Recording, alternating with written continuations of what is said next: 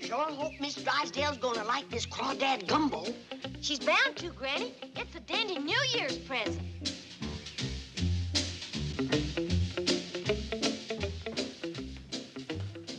Well, I got Granny to take a peace offering over to Miss Drysdale. I got Ellie to go along and see they don't scrap. Good idea. I am bound and determined we're going to start off the new year being friends with... You having another breakfast? No, sir. This is the same one I was eating when you left. I just run out of milk. Oh, you put away victuals like they're going out of style.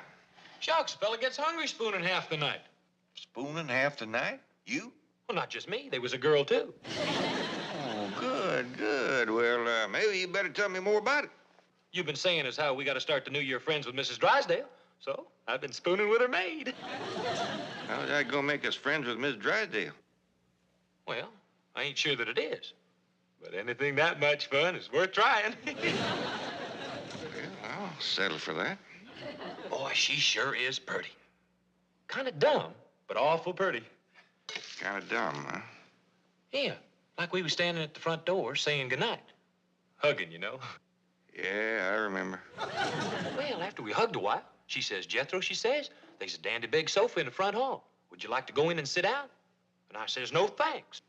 You says no? No, thanks. Oh, well, I'm glad you're polite about it. Well, then we hugged some.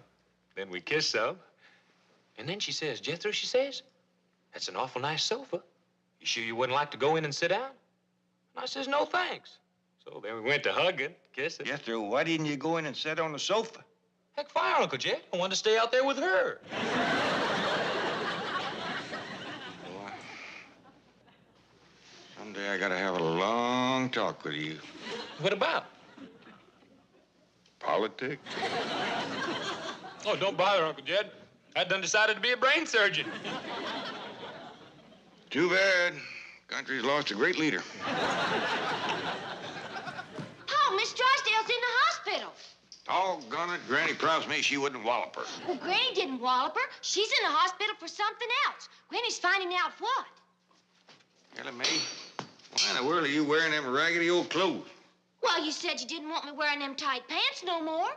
What do you got against wearing dresses? Well, they's awfully unhandy in climbing trees and chasing Johnny across Miss Drysdale's roof. Who in the jumping blue blazes is Johnny, and what's he doing on Miss Drysdale's roof? Help! Help! Quick, Jed! Get your gun, a bear is after me! Bear? Chase me all the way from Miss Drysdale's! Shame on you, Johnny. Uh-oh, Ellie's been to the zoo again. Ain't he cute? The critter doctor over to the zoo letting me keep him till he's weaned. Ellie Mae, you get him out of here. Yeah, you ain't gonna wean him on me. No, Johnny. You'll have to eat outside. Well, Granny, did you find out why Miss Drysdale's in the hospital? Bad case of nerves. Oh, I wonder what brought that on. I don't know. But I'm gonna whomp up my special nerve tonic and take it to her. That's the spirit. Now's the time that poor woman needs neighbors like us.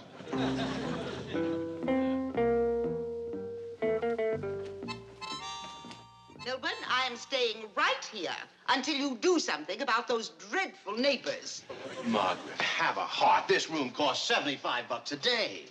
Wait until you get the bill for the specialist who is flying out from New York. Ah, Margaret, that's cruel. Yes, I'm striking you at your one sensitive spot, your wallet. Now, sweetie, the clampers Milburn, aren't at all... it is my New Year's resolution not to return home until you have rid the neighborhood of those untouchables.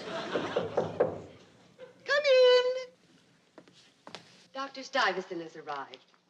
Good day. I got here as quickly as I could. Oh, Doctor, what a shame you had to fly out from New York. Well, actually, I didn't. I was vacationing when I got the call. Oh, good. I flew directly from the Riviera. And now let's have a look at our patient and see what we can do for those nerves. All right, Ellie, have you got the dried beetles? Yes, sir. How about the bat wings and the spider legs? Right here. Fine. Now we can commence to start making Mrs. Drysdale's nerve-soothing tonic. I'll start with my rheumatism medicine first. That always gets things a-going.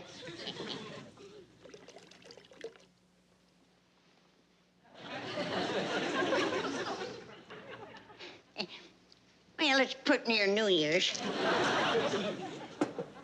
Ready? Set? Go! Platoon route! Snakeboard!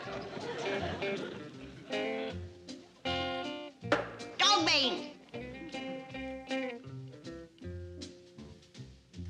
Coal oil! Boom!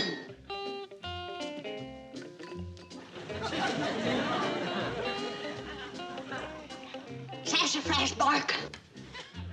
Anvil dust. Red bitters. Black bitters. Wahoo bark. Turpentine.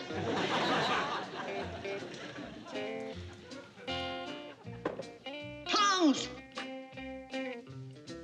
Stand back, child. I'm fixing to drop in my tonic starter.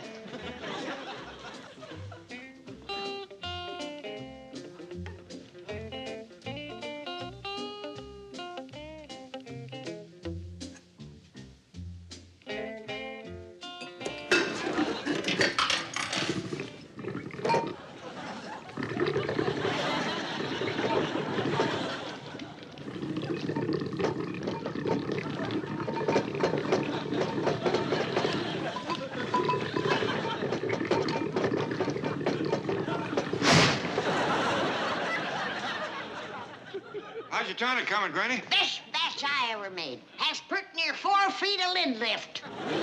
And Granny ain't even put in a dried beetle's bat wings nor spider legs. Doggies, this ought to quieten Miss Drysdale's nerves.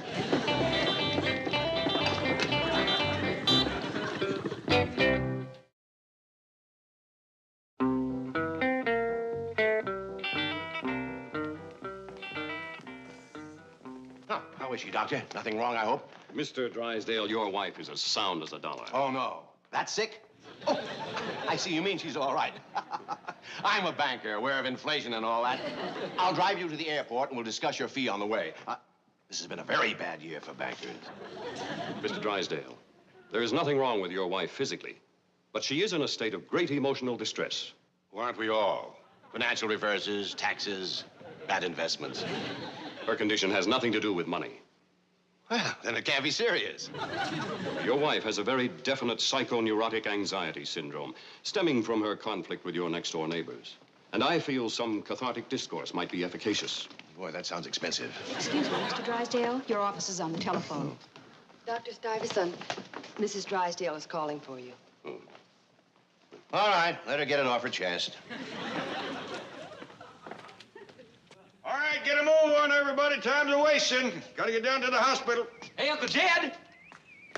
See what I picked? Ain't they pretty? Sure are. I was uncommon thoughtful of you, Jethro. I'm right proud of you. But thank you. I'll be right back. I'm gonna take these next door and steal a kiss. Now, hold on. Didn't you pick them for Miss Drysdale? Heck no. These is for the maid. You pick some more for the maid. You give those to Miss Drysdale. All right, but I ain't gonna kiss her. That's fair enough. Get on the truck. I'm ready to go, Jed. You got your tonic? Right in here. Uh-oh. Sound like a bottle of the Might Green. I best put it back in the clock and let it work some more. You'd best hurry. You see, Pa? I told you dresses wasn't no good for climbing trees or chasing that bear across Miss Drysdale's roof. Hey! What was that? Some tell me Granny didn't make it. You're right, Jed. I bottled it a Mite Green, but I got plenty more aging in the clock. Well, while you women folks is doing what you have to, Jethro and I'll take a ride over to the hospital and talk to Miss Drysdale. It'll cheer her up considerable just to know help's on the way. Let her roll, Jethro.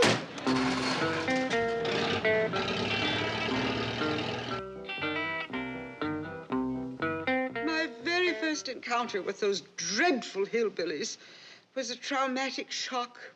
Hillbillies? Living next door to you? Yes. Oh, Milburn tried his best to keep me from meeting them. And how I wish he'd succeeded. Milburn, what is the matter with you? Milburn, let go. Let go, you hear me? Let go, I say. Let go, you beast. Step aside, lady. I'll shoot it.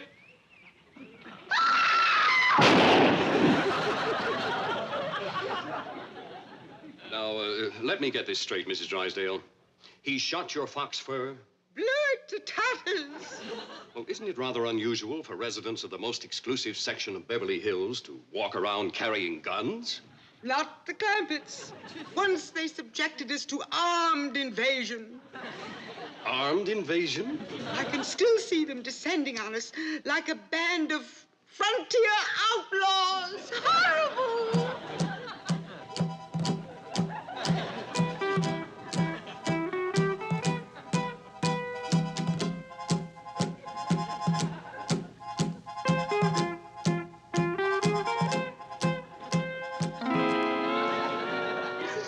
My nerves are shattered, living next door to those lawless, predatory savages. Well, why haven't you sought police protection? My husband won't let me. They have $40 million in his bank. Lawless, predatory savages with $40 million? Oh, it means nothing to them. They still live in primitive squalor. On an estate in Beverly Hills. Their home is a veritable castle. Yet one day I found them occupying a crude shack beside the swimming pool. Well, morning, Miss Drysdale. What is this? Well, there's a cabin, just like the one back home. But this is Beverly Hills. You have a mansion. Why do you want this? It's a surprise for Granny. She's been kind of homesick for the hills lately. You pushed your call button, Mrs. Drysdale? I did, nurse. Right away, Doctor. And now then, Mrs. Drysdale, let's get back to that beautiful Clampett castle with the chickens and the hogs. And the possums and the raccoons and that dreadful creature that runs across my roof at night, its claws clicking. Oh? Well, what do you suppose that could be? My husband doesn't believe me, but I think it's a bear. A bear? Yes. Oh, that's nothing. Their goat once ate my hat while driving down Wilshire Boulevard. The goat was driving down Wilshire Boulevard? No, Jethro. You see, they'd insisted on driving me to the bank, and Ellie thrust this baby goat in my arms. And it ate your hat? No, her mother ate my hat. Ellie's mother? No, the goat's mother. It was riding on the truck with me. Truck? Right through the middle of Beverly Hills. Get out of the way! One side, everybody, get out of the way! Come over! Please, please. We's doing the best we can, Miss Drysdale. That's ridiculous, Miss Drysdale, making noise like a siren.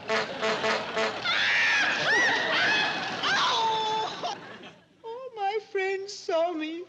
It was so humiliating. Ah, yes. Thank you, nurse. Here we are. You drink it right down. It'll calm your nerves. Good. And you're going to have a nice sleep. And when you wake up, you'll have some new dreams to tell me. But I haven't been telling you dreams. Oh, of course you haven't. Come with me and I'll show you. No, I don't think you're quite ready to leave the hospital. Oh, nonsense. I'm only here so my husband will listen to me. That's my job. I like listening to you. That's it. Now, I don't want to hear any more talk about leaving the hospital. We're your friends here. We're going to protect you from those millionaire savages who live in that gingerbread castle with the goats and bears and those other creatures.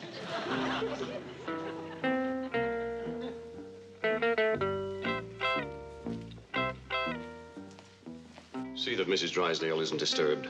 And let me have her chart, please.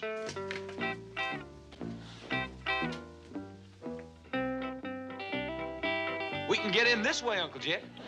Reckon we'll have to, the way they chased us off downstairs.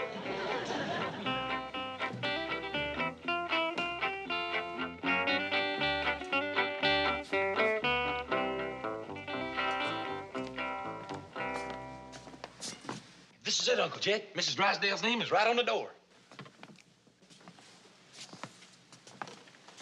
Kind of gloomy in here. Sure is. Appears like Miss Drysdale's asleep. Miss Drysdale, you asleep?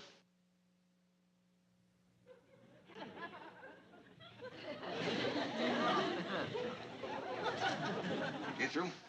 Find some place to put the flowers. I'll see if I can cheerful it up in here for when she wakes up. Nice view. I'll open the window. Let's move her bed over there. Good idea.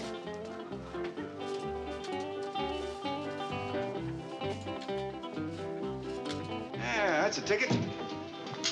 Hey, Uncle Jed, what do you reckon these buttons are for? Leave them alone, Jethro. Let's go.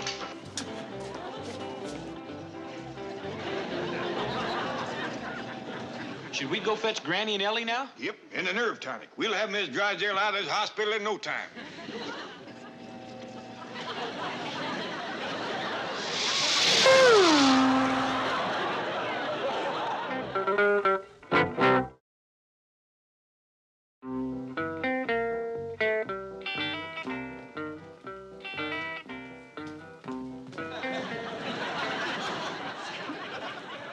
Now, we're not going to try and escape again, are we? But I didn't escape. I know, but you mustn't even try. It's dangerous to jump out a window, even if you have a nice, soft mattress to land on. But I didn't jump out a window. Well, then how did you get out there in those bushes? I don't know. Unless the hillbillies did it. Oh? Are they here now in the hospital? Yes. I saw two of them leering at me. And the next thing I remember, I was flying through the air. On your magic mattress? Yes. No! Oh, I don't know. I just want to lie down. Yes, of course. Her bed is ready, Doctor. Oh, fine.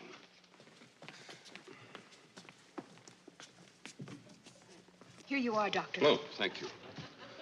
This should keep her in her room for a while. Handle it gentle, Jed. I will. Is it behaving?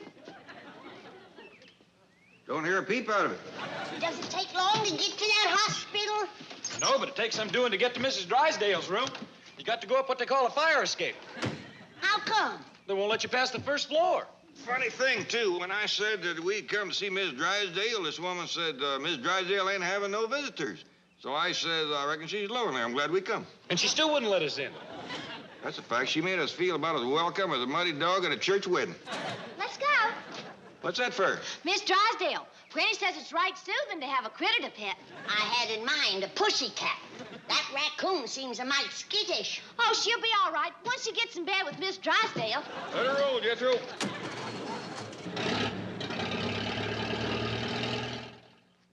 Well, how's my wife? Ready to check out? She's resting, Mr. Drysdale. She'll probably sleep for 4 or 5 hours. Not at these rates, she won't.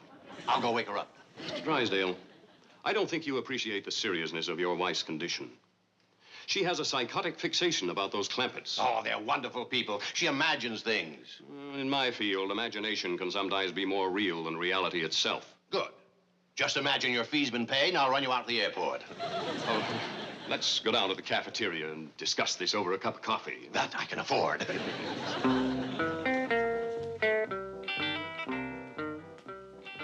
How's your skydiver?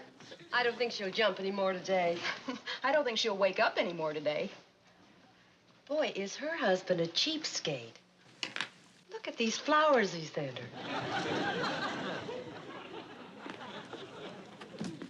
Way that woman downstairs mean-mouthed us was plumb disgraceful, and me a doctor, too.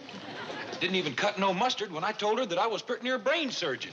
Yeah, and the way she cut loose on poor Helen got her all skittish. She looked at us like we was a bunch of nuts. I reckon in a hospital, you got to be careful to keep out the wrong kind of people. So? So she made a mistake. Kind of dark in here. They got it gloomed up again, Uncle Jed. Well, we know how to fix that.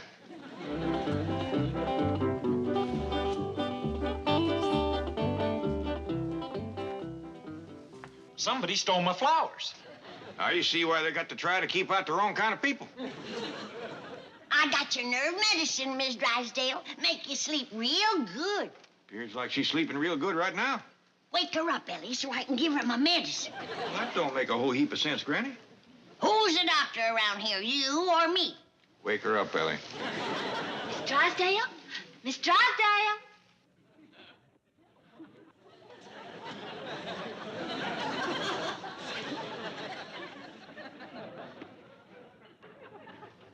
Appears like she's sleeping too good to tonic. Yeah, I reckon. Well, we can always come back later. Granny, you gonna leave your medicine here? Of course not. It takes a first-class doctor to give that. And you ain't likely to find one of them in a hospital. Let's move her bed up alongside the window again, Jethro, so she'll have something cheerful to look at when she wakes up. Yes, sir. Well, I sure wish I knew what these here buttons were for. Leave him alone, boy.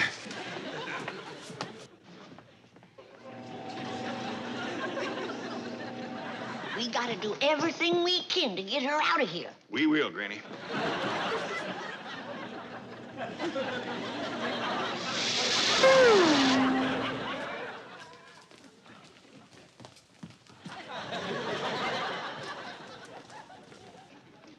Mrs. Drysdale, you promised you wouldn't jump out the window again. I didn't. Yes, you did, and I'm very upset with you. So am I, Margaret. They're billing me for all those bushes you keep flattening. Oh, listen to me. The hillbillies are here Again? with a raccoon. Oh, really, Margaret?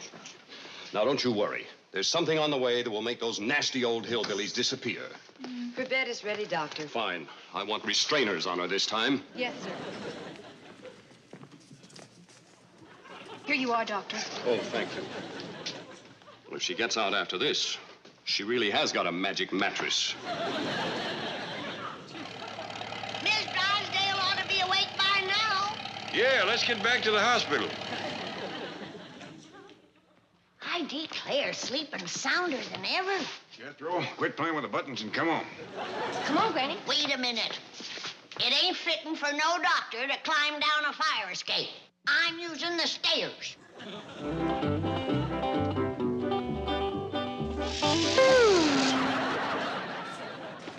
Here. What are you doing on this floor? We come to see Miss Drysdale.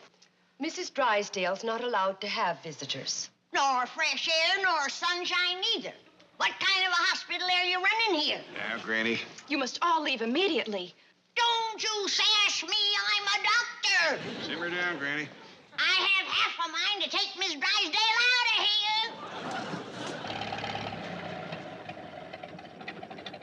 Well, Granny, I reckon that'll learn you not to lose your temper. Well, tarnation, Jed.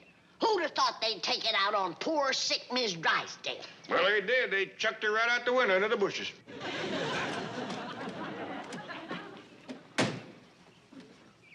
Look, she's still sleeping. Let's get her upstairs. Maybe it all happened for the best, Jed. She'll get better a heap quicker here than she would at that hospital with them spiteful nurses. Grab a hold, Jethro.